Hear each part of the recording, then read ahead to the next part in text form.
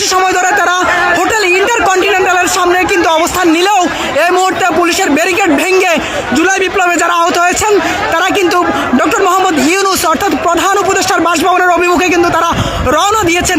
তাদের দাবি উন্নত চিকিৎসা এবং পূর্ণ বাসস্থান এবং এছাড়াও যে রাষ্ট্রীয় যে স্বীকৃতি সেই স্বীকৃতির দাবিতেই কিন্তু তারা গতকাল মধ্যরাতেই কিন্তু শ্যামলী পূর্ণ পঙ্গু হাসপাতালের সামনে কিন্তু তারা অবস্থান নেয় এবং তারা আজ সন্ধ্যা 7টার সময় যমুনার অভিমুখে কিন্তু তারা রওনা হয়ে হোটেল ইন্টারকন্টিনেন্টালের ঠিক সামনে যে মোড়টি রয়েছে সেখানে কিন্তু তারা অবস্থান নিয়েছেন এবং এই মুহূর্তে তারা পুলিশের ব্যারিকেড ভেঙে কিন্তু এই মুহূর্তে ডক্টর মোহাম্মদ ইউনূসের বাসভবন অর্থাৎ প্রধান উপদেষ্টার বাসভবনের অভিমুখে কিন্তু তারা রওনা হয়েছেন। দর্শক আপনারা কে কোথায় থেকে আমাদের সঙ্গে যুক্ত আছেন জানাতে পারেন কমেন্ট বক্সে। এছাড়াও জুলাই বিপ্লবে যারা আহত হয়েছেন তাদের যে দাবি সে বিষয়ে আপনার মতামত কি সেটাও কিন্তু জানাতে পারেন আমাদের কমেন্ট বক্সে।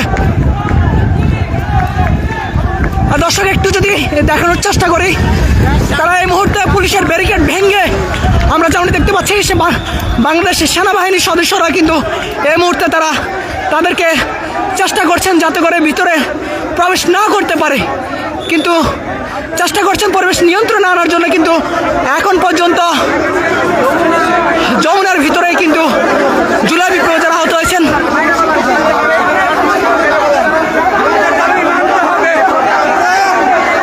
যেমনটি দেখতে পাচ্ছেন বাংলাদেশ সেনাবাহিনীর সদস্যরা সেনাবাহিনীর ব্যারিকেড ভেঙে কিন্তু তারা ঢুকে পড়ছেন। সেনাবাহিনীর ব্যারিকেড পুলিশের ব্যারিকেড ভেঙে সর্বশেষ বাংলাদেশ সেনাবাহিনীর ব্যারিকেড ভেঙেও কিন্তু তারা ভিতরে প্রবেশ করছেন।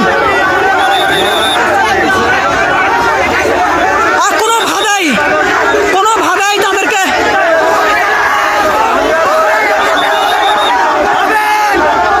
সেনাবাহিনীর ব্যারিকেড ভেঙে এই মুহূর্তে ডক্টর মোহাম্মদ ইউনূস অর্থাৎ প্রধান উপদেষ্টার বাসভবনের অভিমুখে রওনা হয়েছেন জুলাই বিপ্লবের আহতরা। দর্শক যেমনটি দেখতে পাচ্ছেন বাংলাদেশ পুলিশের পাশাপাশি সেনাবাহিনীর ব্যারিকেডও ভেঙে ফেলেছেন জুলাই বিপ্লবের আহতরা।